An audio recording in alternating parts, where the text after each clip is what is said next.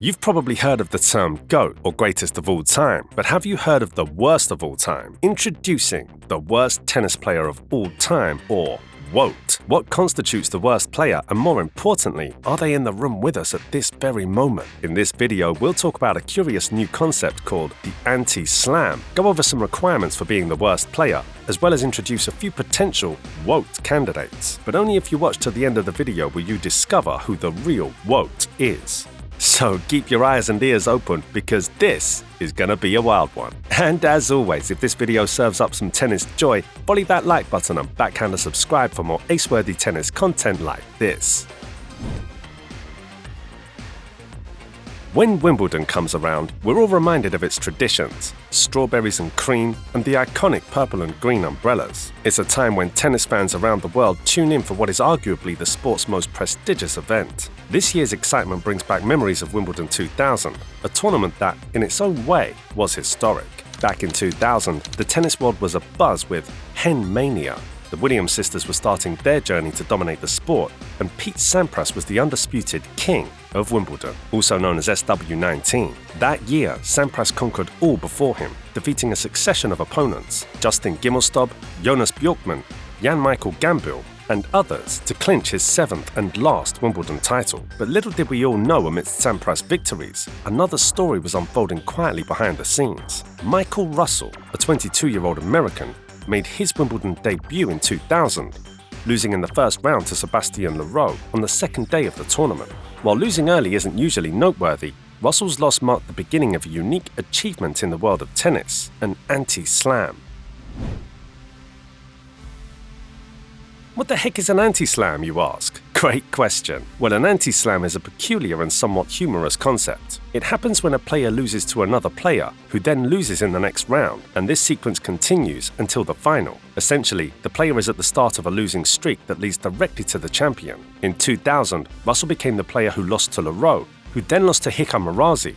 Arazi was defeated by Tim Henman, who lost to Mark Philippoussis. Philippoussis was then beaten by Andre Agassi, who lost to Pat Rafter in the semi-finals, and Rafter was ultimately defeated by Sampras in the final. This unbroken chain of events from Russell to Sampras earned Russell an anti-slam. It doesn't mean the player is the worst, it's more about the luck of the draw and how matches pan out. Diving into the records from 2000 onwards, I found multiple players who have won anti-slams. Interestingly, some notable players have managed to win both Grand Slam titles and anti-slam titles in their careers.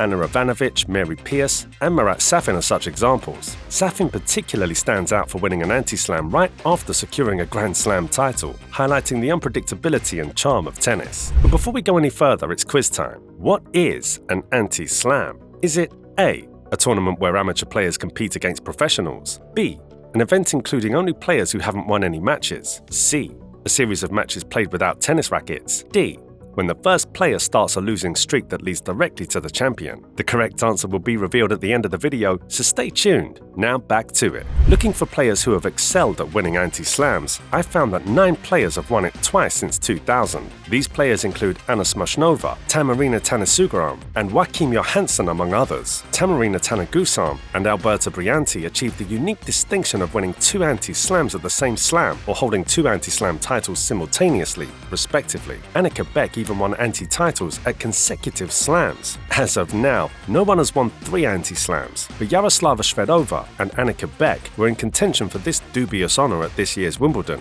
having been knocked out in the first round. This keeps their chances alive for achieving a 3rd anti-slam, with Beck potentially securing 3 out of the 4 possible anti-slam titles. So, does having 3 anti-slams make you the worst tennis player of all time? In my opinion, not exactly. But to find out exactly what makes a tennis player the worst player of all time, we need to look at a few other angles. Let's dig in, shall we?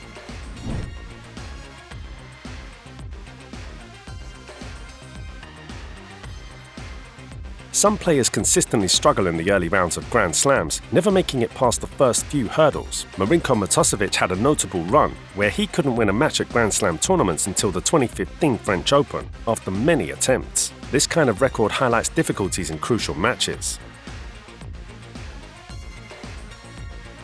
Improvement over time is key. Players who don't show growth or higher achievements might be seen as not reaching their full potential. Donald Young was once heralded as the next big American star, but despite early promise, he struggled to break into the top tier of men's tennis, reflecting a plateau in his career progression. Maintaining a high ranking over time is a sign of success. Players who linger at the lower end of the professional spectrum for much of their career might be viewed differently. While not the worst by any means, players like Ruben Bemelmans have spent years on tour without consistently breaking into higher rankings, often playing in qualifiers rather than main draws. Showing determination and the ability to fight back is crucial. Players who often lose from winning positions might lack that competitive edge. Alexander Dolgopolov, known for his unpredictable play, often dazzled with his talent but struggled with consistency in closing out matches, even when leading. Making a lasting impression on tennis, whether through memorable matches or rivalries, counts. Players without standout moments might be less remembered. While every professional tennis player has achieved a level of success simply by competing at the highest level, some, like Evgenia Rodina, haven't made significant waves in Grand Slams or left a lasting mark on the sport through major victories or memorable matches. Quick side note here, I hope you haven't forgotten about our trivia question. Make sure to keep watching. The answer will be revealed at the end. And hint, the answer is not C, a series of matches played without tennis rackets. And when considering what characterizes the worst tennis player of all time, we cannot forget about behavior, how players conduct themselves on the court. Bad behavior might include angry outbursts, rudeness, insulting opponents or officials, and generally showing a lack of self-control. John McEnroe, famous for his tennis prowess, was equally known for his fiery temper, often arguing with umpires and throwing rackets. While his outbursts became part of his legend, it's a fine line between competitive spirit and unacceptable conduct. In recent times, players like Nick Kyrgios and Holger Rune have drawn attention for similar reasons. Talented, yet sometimes letting their emotions lead to controversial moments. These behaviors can definitely overshadow their skills and contributions to the sport, but I think at the end of the day it can be pretty subjective. What isn't subjective is how bad this tennis player is though, and I introduce him as my personal WOAT, worst tennis player of all time. Here's why. In a remarkable tennis event that took place on December 10, 2019, Artem Bakhmet, an unranked Ukrainian, became famous for losing every single point in a match against Thailand's Kritin Kaikol during a futures tournament in Doha. You couldn't make this up. The match, which lasted a mere 22 minutes, has been labelled as showcasing the lowest quality tennis ever seen.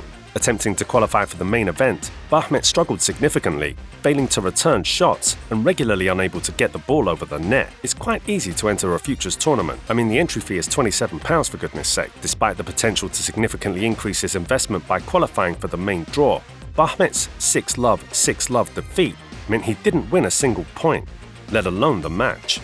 This performance has led some to call Bakhmet the worst player in the world, offering a peculiar form of hope to aspiring tennis players everywhere. The winner of the tournament stood to gain £2,000 from a total pot of £11,500, a prize removed from Bakhmet's reach that day. The episode, while perhaps embarrassing for Bakhmet, provides an unusual and memorable story in the world of tennis. What do you think?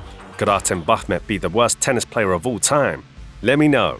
In this video we discussed the anti-slam, multiple players who could take the title of worst of all time, aka WOAT, and also talked about some characteristics that a player should possess in order to be called the WOAT. Now let's circle back to our trivia question.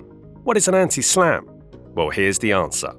An anti-slam happens when a player loses to another player who then loses in the next round, and this sequence continues until the final. Essentially, the player is at the start of a losing streak that leads directly to the champion. Take a peek at our other videos. And that, my friends, is game, set, and match for this episode of Glam Slam Tennis.